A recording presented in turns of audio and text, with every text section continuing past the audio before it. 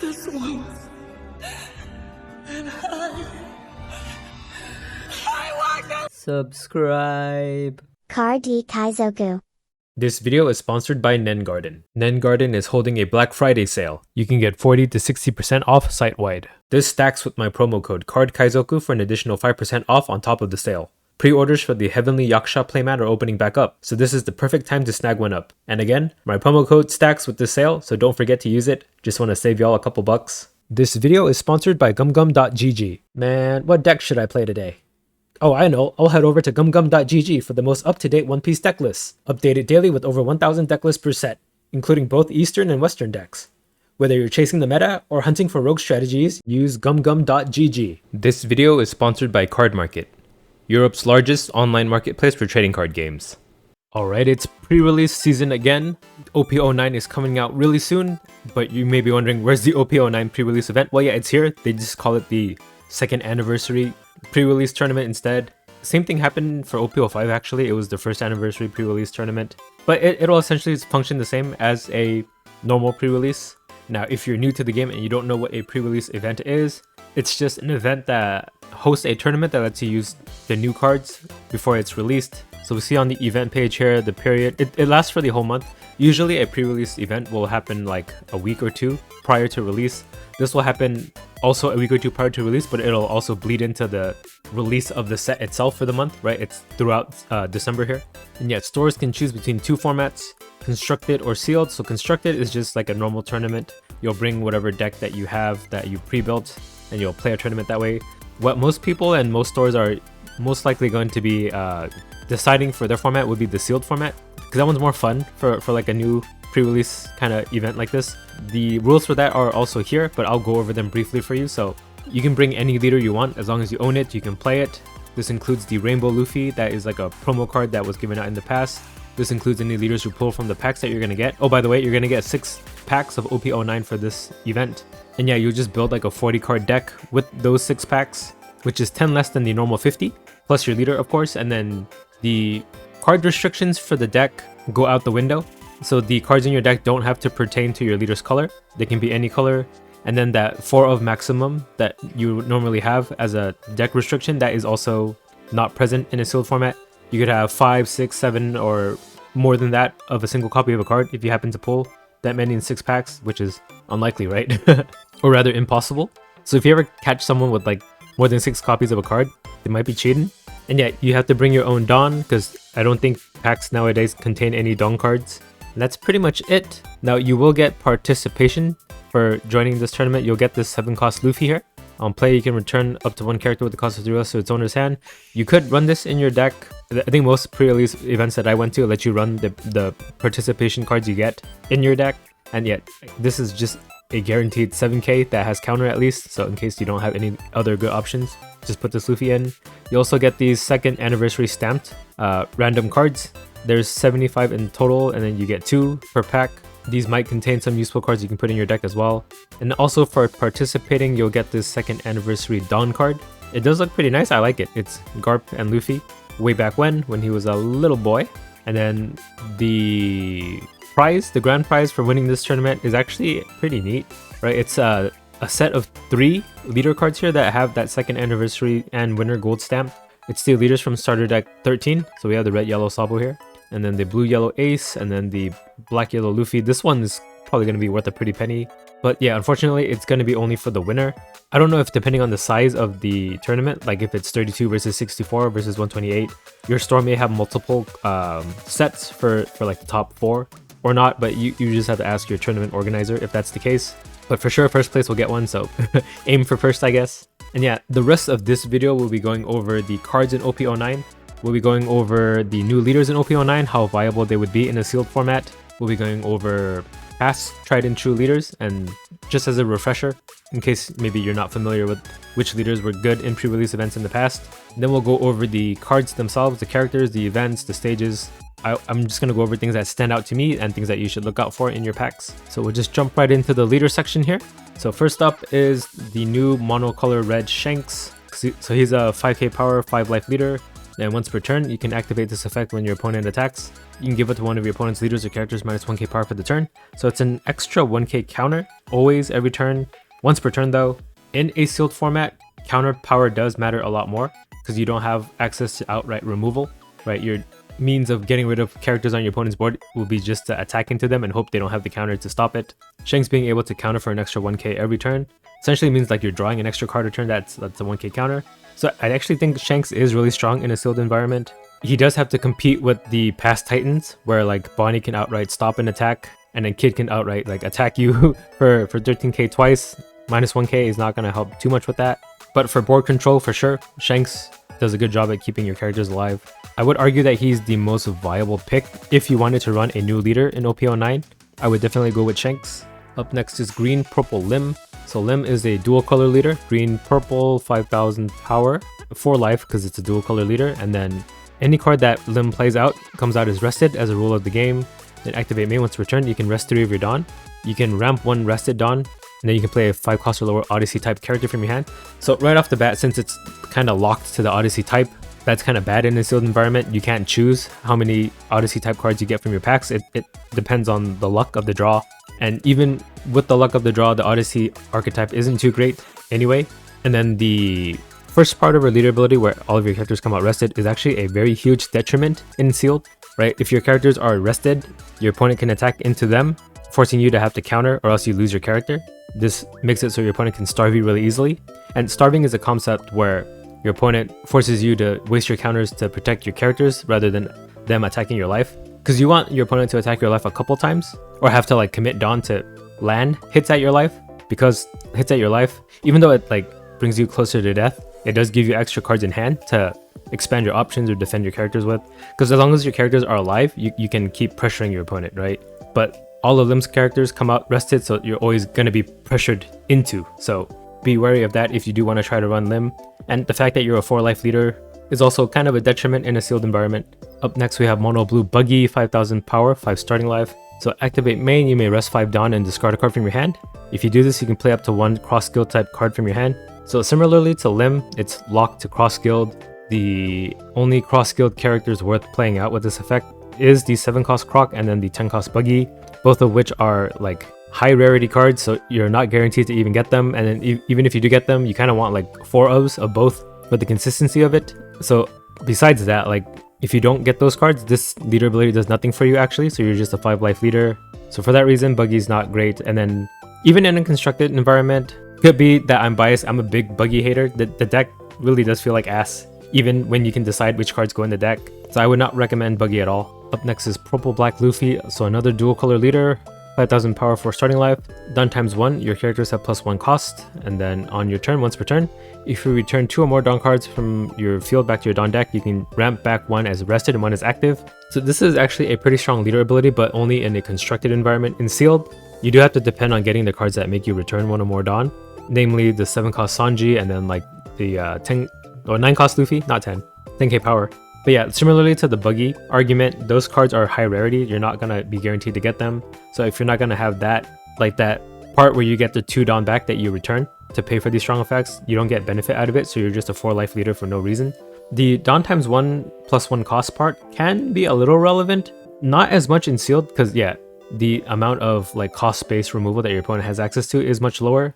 So you don't really have to worry about making your characters a little harder to KO in this kind of format. But I could see some situations where it could come up, right? If your opponent has like a Lucky Roo on KO effect that could kill one of your characters, if you make it out of reach with this, that may be worth it. But even then, like your opponent may not pull those cards, and then I wouldn't consider that like a reliable thing you would have to like tech against. So I don't assign too much value into it either.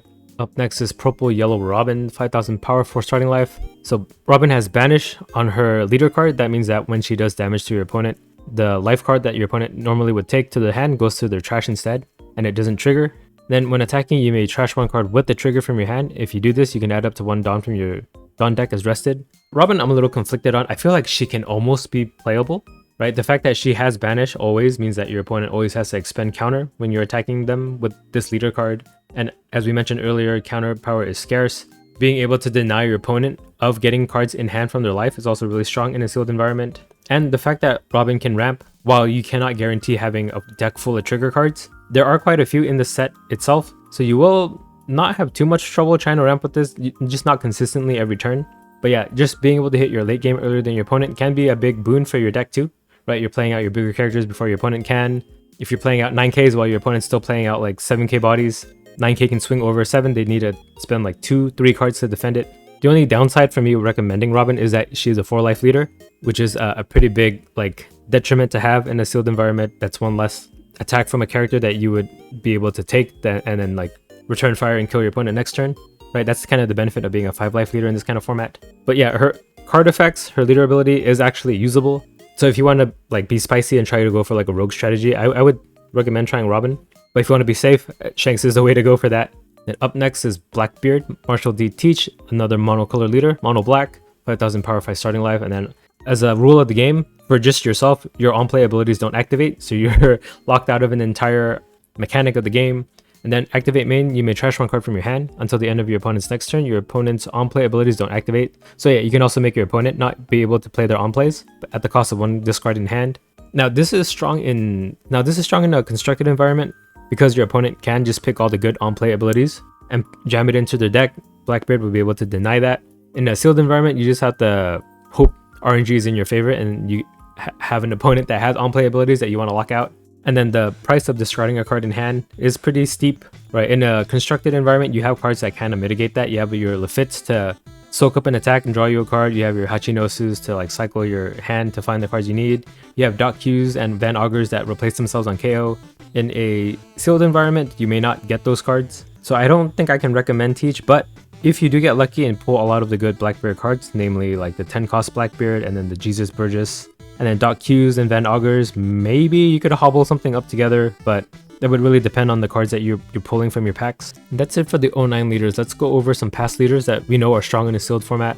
So of course, starter deck 2 Kid is strong in that he can attack twice, right? If you pay 3 Dawn and discard a card from your hand, you can untap this leader. So in a 10 Dawn turn, you can't attack with them for 12k twice. There's also Green Yellow Yamato. So Yamato, similarly to the Robin card, has a mechanic baked into their leader ability. So Yamato always has double attack, meaning that if Yamato does damage to your opponent, they take 2 life of damage instead of 1. It does count as 1 hit of damage, but yeah, they just take 2 life. And then activate main once per turn. If your opponent has 3 or less life, attach up to 2 Rested Dawn to one of your characters. So if you hit your opponent once, you'll get access to the second part of their ability, right? A 5-life leader would go to 3, a 4-life leader would go to 2, so you have access to like 2 extra Dawn for the turn to go for like a hyper aggressive play against your opponent. There are quite a bit of blockers in this set though, so maybe you don't want to run Yamato. It could be a liability, because yeah, Yamato, a lot of their value is like mitigated by just being able to chump block their leader attack with like a 2-cost blocker, so be wary of that. There's also Bonnie, OP07 Bonnie. It's a mono green leader, 5000 power 5 starting life. So when your opponent attacks once per turn, if you pay a Dawn, you can rest up to one of your opponent's leaders or characters. This outright shuts down one attack from your opponent. So if your opponent ever has like 2 attacks against you, it's actually only 1.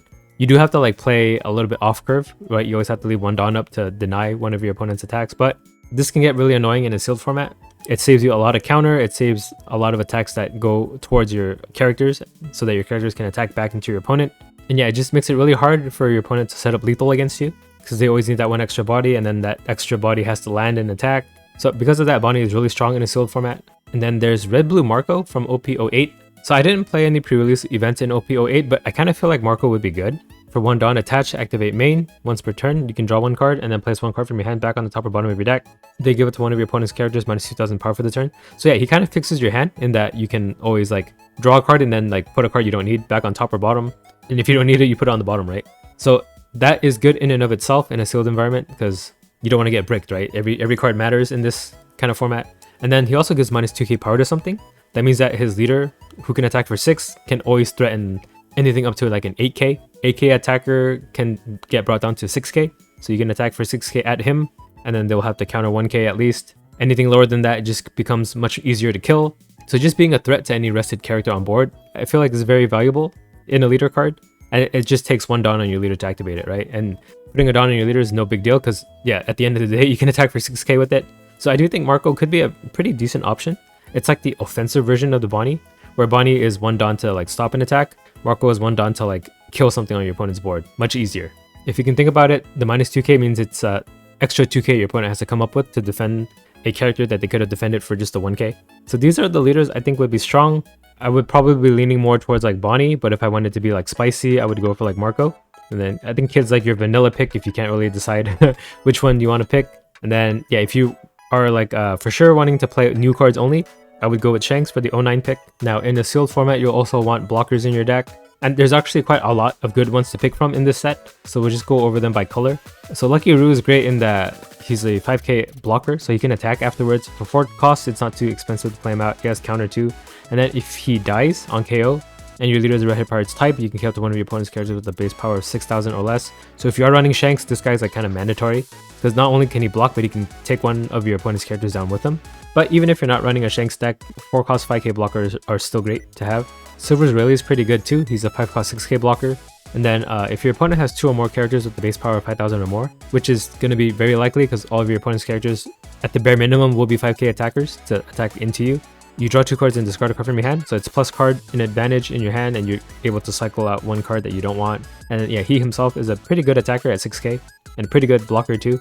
Being a 6k blocker means that like your opponent's 7k attacks at your leader, who is a 5k leader, would just be a block and a 2k counter instead of a 2k plus 1k counter in that way. Don Quixote Rocinante is good too. He's a 3 cost blocker, and then when your opponent attacks once per turn, you can set this character as active, so technically you can attack with him. Right, you have to attach a Dawn to him, you can attack for 5. If your opponent attacks one of your other characters, that would trigger this Rocinante to untap, and then you can block with this Rocinante.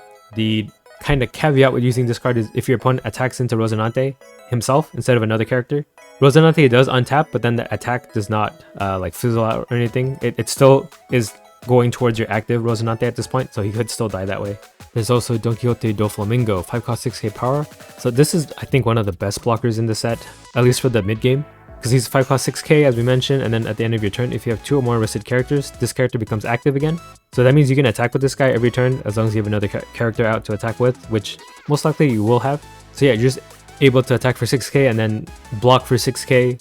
This also keeps your Doflamingo like out of danger from being like attacked into. So I actually think this is one of the strongest mid-game cards you could pick up and play out if you have multiple copies of this. I think you're golden. It's just a rare too, so you're able to find this pretty easily. There's also Mihawk, 6 cost 7k power. So yeah, a pretty sizable blocker. He can attack 7k over the 5k leaders. That's like the magic number you want to hit. And then on play, you draw 2 cards and trash a card from your hand. Similar to the Silver's Rayleigh, right? This is good at filling your hand and also like cycling out bad cards you don't need. There's also this Tony Chopper card. So it's similar to the Doflamingo where you can untap at the end of your turn, but you don't need a second character on board that's rested. But you do have to Dawn -1 to get this effect. So if you played this out early, it is kind of detrimental because it'll like slow your natural curve to 10 Dawn. But when you're at 10 Dawn, you're able to minus Dawn with impunity because you just get it back on your next turn and you'll stay at 10. Do note that he only gets blocker when you activate this effect. So if you don't Dawn minus, it's just a 5 cost 6k power. But I guess in that way, you can play this out early and just wait until the late game to make Chopper into a blocker if you need it. Frankie is also a nice option, but only when you're at 10 Dawn. Or like at a Dawn that you don't mind staying at for an additional turn. Because yeah, he's 4 cost 5k, so that's a great stat line to be at. He has blocker, and then on play, if you Dawn -2, you can trash a card from your hand, and then you draw 2 cards. So yeah, also a good way to cycle out your hand, refresh it, and then keep it topped up. But since it's Dawn -2, unless you're running that purple black Luffy, you want to be at 10 Dawn, so you stay at 10 Dawn the next turn, right? Because you'll go to 8, and then naturally go back to 10 next turn. And then Katarina Devon is also great. We're going over like every blocker because they're all pretty notable. In case you haven't noticed, if you've seen my past like pre-release videos, I just skip over like the chump blockers. But yeah, Katarina Devon has an effect where activate main once per turn. You can give Katarina herself like one of 3 effects if you're a Blackbeard leader, so it's only runnable in that Blackbeard deck. But she can gain double attack, banish, or blocker, your choice depending on what you need. There's also this 10 cost Blackbeard card, but it's only usable in a Blackbeard deck, but it's like one of the best cards you could play in a Blackbeard deck. So yeah, 10 cost 12k power is a great blocker set lane to be at. You can essentially stop an attack for free every turn. Then activate main once per turn. If your leader is the Blackbeard Pirate's type, and this character was played on this turn, negate the effect of up to one of your opponent's leaders during this turn, and then negate the effects of up to one of your opponent's characters, and that character cannot attack until the end of your opponent's next turn. So if your opponent is Bonnie, and you play this teach out, you negate their leader ability from being able to rest one of your characters. And then on top of that, you can pick one of their characters, and then until the end of your opponent's next turn, that card loses its ability, so it can't block or anything, or if it has an on-KO effect, it doesn't activate. And it also can't attack back into you. So essentially, you're stopping one attack with this effect, and then you're able to stop another attack just by virtue of being a 12k blocker. It's very like stall heavy, but again, only runnable in a Blackbeard deck, so run that leader at your own risk, but you do get access to like strong cards like this. There's also Jaguar D Sol, so he's a 3 cost 5k blocker, and then yeah, just on trigger, if your leader is Nico Robin, you can play him out for free. So normally in any other deck, he's like a attacking blocker that you can play, but in a Nico Robin deck, you can trigger him out for free if he's in your life. So I thought that's worth noting. And that's it for the blockers here. We'll go over the 2k counters too. So 2k counters, you're going to want pretty much all of these in your deck, right? You need cards to defend your characters on board. So the more of these you have, the easier time you'll have to keep characters that keep pulling resources from your opponent. There's only a couple that are notable that you would maybe want to play out. Like Hongo, if you're running Hongo in a Shanks deck, if you play him out for 3 on any other turn, or even on this turn that you play him, if your leader has the Red Hair Pirates type, so only in a Shanks deck, you can give it to one of your opponent's characters minus 2000 power for the turn. This is great at like tagging a character that you want to kill. And yeah, if Hongo lives, you can just get access to this minus 2k every turn. There's also Moji, 5 cost 5k power 2k counter. So on play, you can look at the top 5 cards of your deck for a Richie blocker, and you can add to your hand, and then you can play that Richie from your hand. This effect is kind of disjointed too. So the search is one part. If you happen to find a Richie from the top 5, you can take it to your hand. But if you don't find a Richie and you already have one in hand, you still can play the one that you have in your hand with the second part of his effect. And Richie was a 2 cost blocker that we saw in the previous graphic. I didn't go over it because it was just a chump blocker. But yeah, since Moji is like 5 cost 5k, you can play him out to be an attacker that also plays out another blocker. But in any other case, if you don't run the Richies, he's a 2k counter that you have to run in your deck. And I think that's kind of it for the notable 2k counters, the ones that you can play out at least. Oh, maybe Ace. Ace might be interesting. So he's a 5 cost 5k power 2k counter. On play, if you have 2 or more rested characters, rest it to one of your opponent's characters to 5 cost or less. So yeah, it's just a way to tap a blocker maybe that you want to get access to one of the characters that they have rested behind that blocker. You do have to meet that caveat of having 2 other rested characters, so that might be kind of hard to do. In a limb deck, it kind of means you only need 1 other rested character, because in a limb deck, this Ace would come out rested, so he himself counts as that second character. But yeah, it's just like an emergency rest option if you need it in any other deck. So we'll move on to the characters and events. So first character I want to go over is Shachi and Penguin in red. So it's a 4 cost 5k power, and then when attacking, you can give it to one of your opponent's characters minus 2k power for the turn. So yeah, it's just having that Marco, red-blue Marco leader ability baked into the card itself. You don't even need additional Dawn committed to this. It's just an effect you get baked into when Shachi and Penguin attacks. So I think that's pretty good to have this guy played out on your foot on turn. Right, it'll definitely kill whatever your opponent plays out and attacks with on the turns like after that. There's also Building Stick, 1 cost 2k power. So activate main, you can place this character on the bottom of your deck and give it to one of your opponent's characters minus 3k power for the turn. Similar to the Shachi and Penguin, you're just debuffing something to make it easier for you to attack into. It's like essentially like pseudo removal, but you do need like something to attack with. And yeah, just a 1 Dawn investment to minus 3k something means that whatever you hit with this is most likely going to die. There's also 7 cost 7k power Ben Beckman. So he has counter. That's also a great reason to run him, because yeah, it's not like a detriment to have him in your hand at all. And then on play, you can trash out to one of your opponent's characters with the power of 6000 or less. This is straight up removal, rare in a sealed environment, so we'll take what we can get. And he comes with the 7k body too, so he's actually really good in sealed, because not only are you killing something, but he himself can kill stuff after that because he can swing for 7k. There's also Yasop, 5 cost 6k power. On play, up to one of your leaders gets plus 1000 power until the end of your next turn. Then 9x1 when attacking, up to one of your opponent's characters gets minus 1k power during this turn. So yeah, Yasop just buffs your leader for 1k. It makes it harder for your opponent to attack into your leader. And then if you don't have any characters rested, it makes it awkward for your opponent to spend their turn, right? They'll have to play a character and then maybe forgo attacking you at all. And then the second part of Yasop's ability on the consecutive turns gives them the ability to debuff stuff as well, right? That's kind of a theme that we're seeing in red. So similar to the usefulness of Shachi and Penguin, Yasop can kind of do the same thing, but to a lesser degree. But Yasop is also a bigger body himself. There's 10 cost 12k power Shanks. So I kind of feel like he's like an instant win card if you get this in your deck and you play him out on curve, because what he does is makes all your opponent's characters have minus 1000 power. And as we keep reiterating power and counter power, it's scarce in a sealed environment, so just being able to blanket like debuff all your opponent's characters for 1k is a great offensive and defensive tool. Offensive in that on your turn when you're attacking into something, it is more likely to land and kill whatever you're attacking into. Defensively in that this even persists on your opponent's turn, so your opponent's characters need additional Dawn to even be a threat to you. And then he himself has rush, so you can attack with him the turn you play him out. It's like never a dead turn to play out Shanks on your 10 Dawn turn, right? He's doing some work, whether he's killing characters or like protecting your leader from the volley of attacks from your opponent on the turn after. Shanks is a great option to play out. Moving on to green, we have Audio. So he's a 9 cost 9k power character, and then on play, if your leader has the Odyssey type, you can set up the 3 of your Dawn as active. That would mean having to run Limb, but Limb is not that great, but I still think he's worth running because of the second part of his effect. So on your opponent's stack, once per turn, you can rest one of your Dawn cards. And if you do this, up to one of your leaders or characters gets plus 2k power for the battle. So yeah, he's like a free 2k counter every turn for 1 Dawn investment. Just frees up having to use a card from your hand to counter for 2. And this adds up the longer you're able to keep him up and activate this effect. I think it really pays for himself. So even though he doesn't get that first part of his ability off because of the Odyssey type restriction, I think he's still worth it for the 1 Dawn for 2k counterpart, especially since you can use it every turn, right? Then we have Sakazuki's 6 cost 7k power on play. If you have 2 or more rested characters in play, heal to one of your opponent's characters with a cost of 5 or less.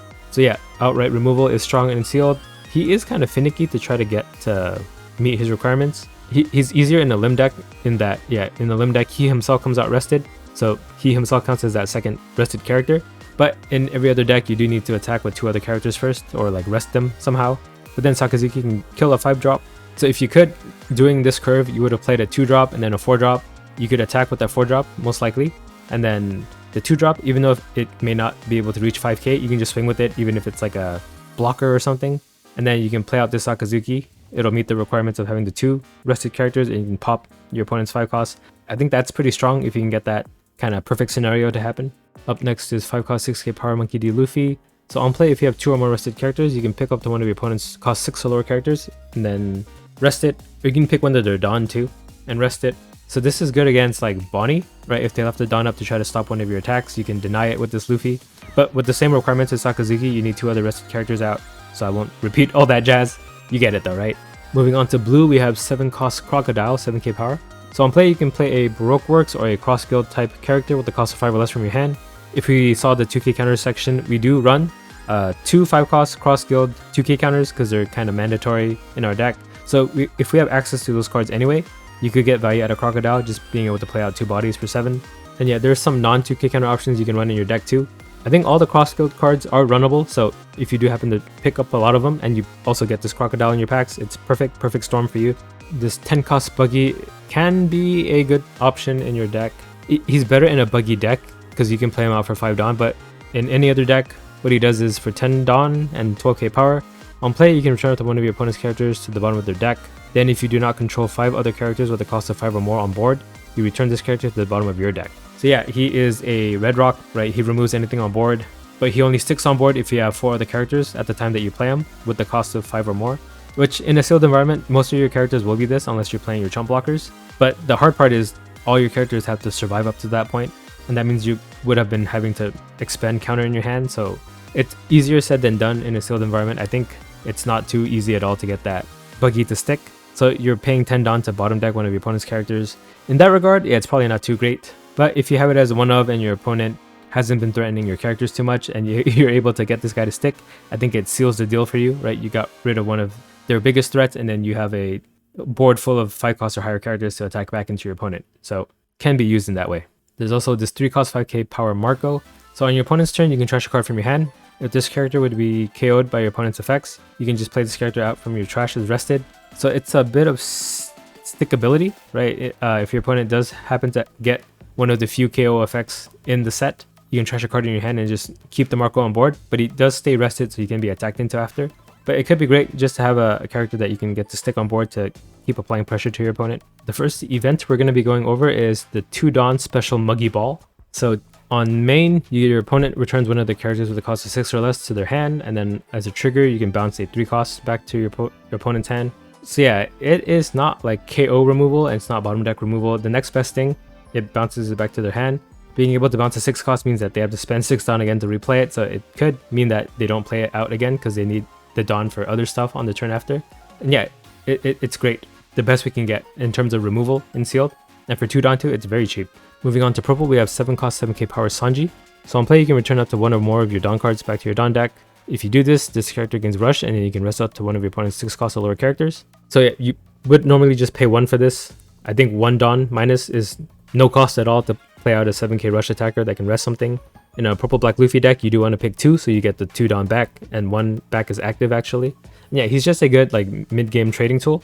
right? If your opponent is trying to prevent them from getting starved out by you, you can force that kind of situation on them by resting one of the characters that you can attack into. Up next we have Brook, 6 cost 7k power.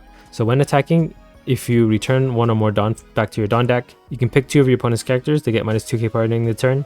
So yeah, similarly to all the red cards we saw earlier, where power debuffing is strong in terms of like board trading and board control, Brook gets to apply that to 2 characters. You do have to Dawn -1, but again, it's no big deal at all. And he also has counter too, so it's no like detriment to run him. In Constructed, he's not as great, but I think in the sealed environment, he's actually really strong, because he's minus 4k power in total, even though he splits it into 2 different characters. Up next we have Roronoa Zoro, 3 cost 5k power. So on play, if you return one or more of your Dawn cards from play back to your Dawn deck, you can set up to one of your Dawn as active from your Dawn deck. So yeah, in a purple Luffy deck, you do get to get 2 active Dawn after playing out the Zoro and returning 2 Dawn. But I think he's still great in any other deck, because if you return 1 Dawn, it just comes back as active, right? Because Zoro can ramp it back out. So it's just 1 extra Dawn you could use to attack with, right? If you would normally attack with your leader for 5k, if you played any other 3-drop, with Zoro you could attack for 6k because he gives you 1 Dawn back. And yeah, every point of power matters in sealed, so I think like just maximizing it this way, min-maxing it, I think it's worth it to run the Zoro. We have Gum Gum Lightning, 2 cost event on main, Dawn -2. You can kill to one of your opponent's power 6000 or lower characters. Then as a trigger, you can ramp 1 active Dawn. So yeah, outright removal in a 2 Dawn package. A little better than the Muggy Ball, because Muggy Ball bounces it back to hand. If it had counter, they could counter with it, but this one just kills it. But you do have to Dawn -2, and then yeah, just a repeat of what I mentioned earlier about when you should use Dawn minus effects that are like greater than 1. You do have to be wary of the turn that you use it, because you'll stay at that Dawn for the next turn. Then Gum Gum Giant, 1 Dawn event on counter. If you Dawn -2, you trash another card in your hand. If your leader has a Straw Hat type, give it to one of your leaders or characters plus 4k power for this battle, and then draw 2 cards. So it's only usable in a Straw Hat type deck. That would mean that it would be Purple Black Luffy in this case, or if you brought like any of the other past Straw Hat leaders. It would be interesting actually, because you could run this in any other Straw Hat deck that's not purple, right? You could run it in the Red Luffy deck or Red Purple Luffy. Okay, Red Purple Luffy can run it anyway, but like Starter Deck 14 Luffy or Black Yellow Luffy. But I still think this card is mostly usable in the Purple Black Luffy deck. And yeah, you're just able to counter for 4k for 1 Dawn, that's already strong. And then the same yada yada about Dawn -2, but then you're also able to discard a card in your hand that you don't need, and then draw 2 new cards that could be more useful. So in best case scenario, you could counter for 8k with this actually, if you draw like 4k counter. Moving on to black, we have Van Augur, 5 cost 6k power. So activate main, you can rest this character. If your leader has a Blackbeard Pirates type, you can give up to one of your opponent's characters -3 cost for the turn, and then on KO draw a card. So unless you're running Blackbeard, you're just gonna play this guy for the on KO part. I think it's like a good filler card, right? Because even if he dies, he replaces himself, so it's no big deal to have used him to attack for 6k at some point. And then yeah, if you're playing Blackbeard, you get that extra utility and being able to reduce cost on something to kill with Dock Q or something. Then we have 4 cost 5k power Jesus Bridges, so he cannot be KO'd by your opponent's effects, and then if your leader is a Blackbeard Pirates type, he gets plus 1000 power for every 4 cards in your trash. I still think he's good just being unable to be KO'd, right? He's a sticky card that, unlike Marco, you don't have to discard any cards to get access to this effect, this stickiness. He just always can't be KO'd by effects. And yeah, if you're running Blackbeard, he just gets more additional power on top of that. Then we have the black event, Black Spiral, 2 Dawn event on counter. You can nullify the effects of up to one of your opponent's characters or leaders, and then give him minus 4000 power for this turn. Essentially 2 Dawn for a 4k counter, but I guess technically against like a starter deck 2 kid, if you debuff them for minus 4k, it persists the whole turn, right? So their double 12k swing would be a double 8k swing. So there's that caveat. But yeah, it's just a defensive card in this case. There's also 4 cost Liberation. So if your leader is the Blackbeard Pirates type, you can pick one of your opponent's characters and then negate their effects, and then if that character has a cost of 4 or less, you can KO it. It's outright removal, but only in the Blackbeard Pirates deck. So if you're running Blackbeard, you definitely have to run this. If not, this is like a dead card for you. Moving on to yellow, we have 6 cost 6k power Nico Robin. So on play, if your opponent has 3 or more life cards, you can trash up to one of them, well, the top one in particular, and then just go straight to their trash, right? That means it doesn't trigger, it doesn't go to their hand. I think this is a strong like pressure tool to play early on too. And yeah, 6k body herself is not too bad of a stat line either. And then her trigger might come in handy, but you can play a 3 cost or less yellow character from your hand. I think the main target you want to cheat out with that is that Jaguar D stall blocker we saw earlier, but yeah, we're playing Robin just for like the on play. There's also Deresh, 3 cost event on main. You can look at the top 5 cards of your deck, reveal 2 cards with triggers other than another Deresh, and then add it to your hand, and then return the rest to the bottom of your deck in any order, and then on trigger draw a card. So yeah, it's just a 3 Dawn draw 2 card effect. Card draw is like scarce in sealed, so just being able to like get card advantage in the late game, can help outvalue your opponent. Once it reaches that point in the game where it's like a attrition war at the end. And then the secret rare of the set, Goldie Roger, is a must run. Similarly to the Shanks, it's a 10 cost rush attacker, but he has 13k power, that's higher than Shanks. And then his card effect reads, when your opponent activates blocker, if you or your opponent has 0 life, you just win the game. So this means that if your opponent were at 0 life, they would have to be able to counter this 13k out of hand, which is really hard to do in sealed, right? Especially with Gum Gum Giant, the most busted defensive option being leader locked to a Straw Hat type leaders only. It will be really hard for your opponent to muster up enough counter to stop a 13k swing. And then finally we have 9 cost 10k power Monkey D. Luffy. So on play, you can return one or more of your Dawn cards from your Dawn field back to your Dawn deck. If you do this, you can draw a card and then this character gains rush, so another rush attacker. There's so many strong rush options in this set as well. It's a pretty high power level set, IMHO. And yeah, just being able to return one Dawn to draw a card and then also attack for 10k is really strong in sealed. It's hard for your opponent to attack back into Luffy himself too. Oh, I almost forgot, there's also the SP cards. These are cards that you can pull from your pack, so that means you can run it in your deck.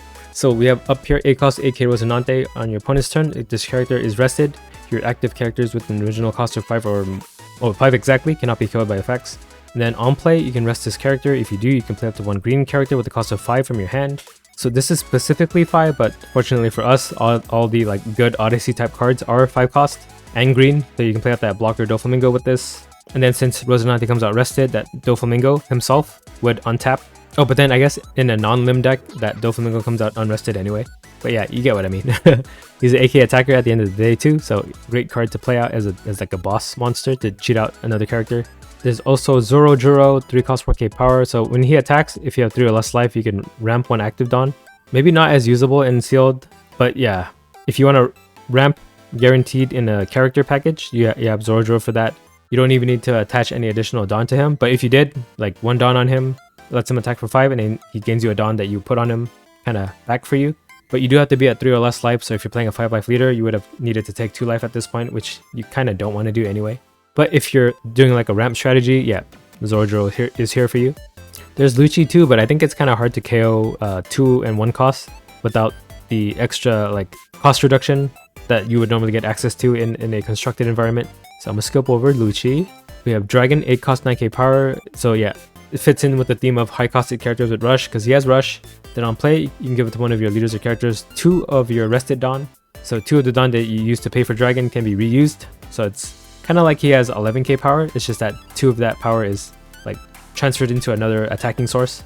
And you always have 1 available from your leader, right? So you have a 7k and then a 9k swing for 8 Dawn. Or technically you can put it on himself, right? So you can attack for 11k. We also have Boa Hancock, 6 cost 8k power. So on play, up to one of your opponent's characters other than a Monkey D. Luffy cannot attack until the end of their next turn.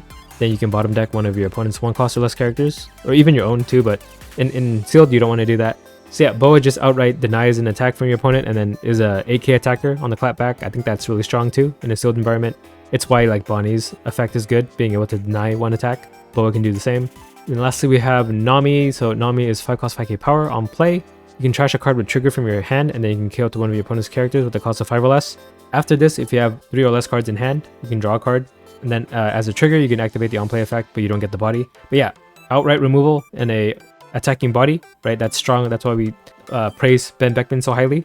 Nami can do the same thing kind of, but more restrictive in that you do need to like trash a trigger card from your hand.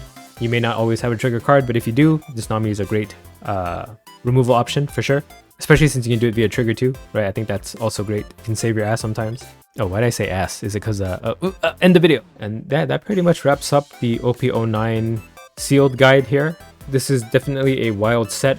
We saw how many blockers there were, and then like majority of the blockers are playable cards in their own right. We've seen all these rush threats. They're all big boss monsters that can put in a lot of work. So it will be interesting to see how this sealed format kind of shapes up. But at the end of the day, in a sealed format, it does come down to the luck of the draw, the RNG of your packs. So hopefully you get enough RNG and your game sense and your fundamentals take you the rest of the way to win those 3 winner cards, right? These 3 leaders here. And yeah, if you do win it, let me know.